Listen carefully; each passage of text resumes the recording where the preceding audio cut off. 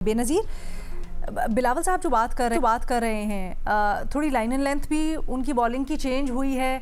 क्या मकसद लगता है आपको इसके पीछे, और ख़ासकर जब वो निज़ाम के ऊपर भी कमेंट करते हैं फिर आगे बढ़कर? अलीना, पहले तो जैसे एजाज कह रहे थे, मैं भी इस किस्म के जो बयानात हैं पीपल्स पार्टी के, उनको इलेक्शन के कॉन्टेक्स्ट में देखूंगी। क्योंकि आज़ाद कश्मीर में इलेक्शंस हो रहे हैं, 10 तारीख को एक और फेज़ है इलेक्शन का। तो मेरे ख्याल से इस वजह से भी हम इस किस्म की ज़रा खुल के मुस्लिम लीग नून पे, जो उनके डायरेक्ट कंपेटिटर हैं, उन पे तनकीद सुन रहे हैं।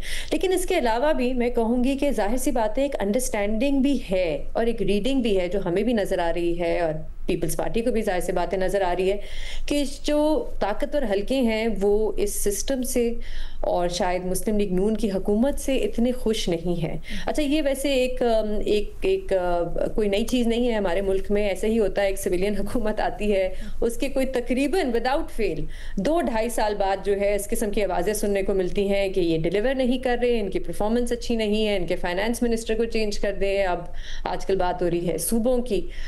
तो वही हम देख रहे हैं, इस किस्म की आवाज़ें जो हैं, जो सिर्फ बिलावल भुट्टो से नहीं, निज़ाम के ऊपर सवाल उठाए जा रहे हैं, जो निज़ाम का हिस्सा भी हैं, मोहसिन नकवी साहब, उनकी तरफ से भी इस किस्म की आवाज़ें आ रही हैं। लेकिन ये जो इंटरनल लड़ाई है जिसकी बिलावल भुट्टो ज़रदारी साहब बात कर रहे हैं, मुझे ये ज़्यादा देर चलती हुई नज़र इसलिए नहीं आ रही क्योंकि जो ये पूरा निज़ाम है, इसका एक कॉमन थ्रेट है और वो वहीं का वहीं मौजूद है, और वो है पीटीआई। और मैं बस सिर्फ कहूँगी पीटीआई नहीं, पीटीआई का जो मैंडेट है। और हमने देखा है कि अभी पिछले कुछ दिनों में भी कि रियासत का जो रवैया है पीटीआई के हवाले से, वो तब्दील नहीं हुआ। अभी भी उन्होंने एहतजाज करने की कोशिश की, हमने देखा किस किस्म का क्रैकडाउन हुआ। उन्होंने लाहौर में जलसा करने की कोशिश की, उनको इजाज़त नहीं मिली, जब अभी भी खड़ी की जाती हैं।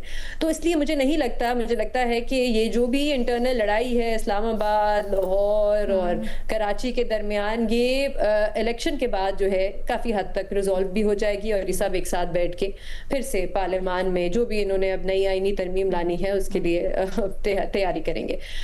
एक और मैं बात ज़रूर करना चाहूँगी अलीना, क्योंकि आजकल बात लोकल गवर्नमेंट्स की भी और नए सूबों की बहुत हो रही थी, और पिछली बार भी मैं भी उन लोगों में शामिल हूँ जिन्होंने बहुत तनकीद की इन सियासी जमातों पे, खासतौर पे मुस्लिम लीग नून पे और पीपल्स पार्टी पे, कि ये जो है ये चाहते ही नहीं है कि लोकल गवर्नमेंट सिस्टम हो और एक मजबूत लोकल गवर्नमेंट सिस्टम हो। मैं उनमें शामिल हूँ, उन लोगों में जो इस पर तनकीद करते हैं, और ये बिल्कुल मेरे ख्याल से एक दुरुस्त तनकीद है।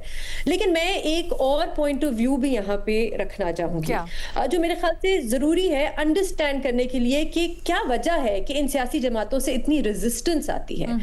अलीना, मेरी राय में हमारे मुल्क में ये जो सियासी जमातें हैं, ये हर वक्त सर्वाइवल मोड में रहती हैं, क्योंकि इनको चाहे हाइब्रिड सिस्टम हो चाहे नॉन हाइब्रिड सिस्टम हो, इनको एक खतरा रहता है अनइलेक्टेड अदारों की तरफ से कि वो इनकी हुकूमत को घर भेजने की कोशिश करेंगे या इनकी सियासी जमातों को तोड़ने की कोशिश करेंगे, जिसके लिए इनका जो पावर सेंटर है और जो लेवरेज का एक ही चीज इनके पास रह गई है, वो है जिन सूबों में इनकी हुकूमत है।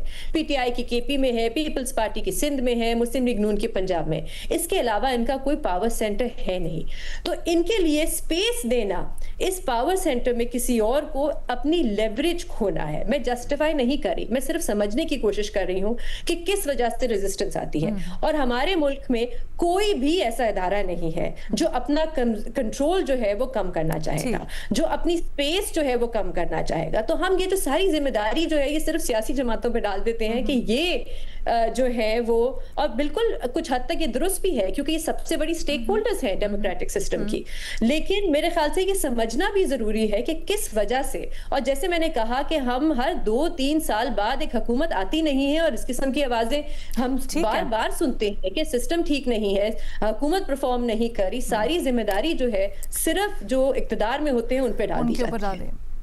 ठीक है।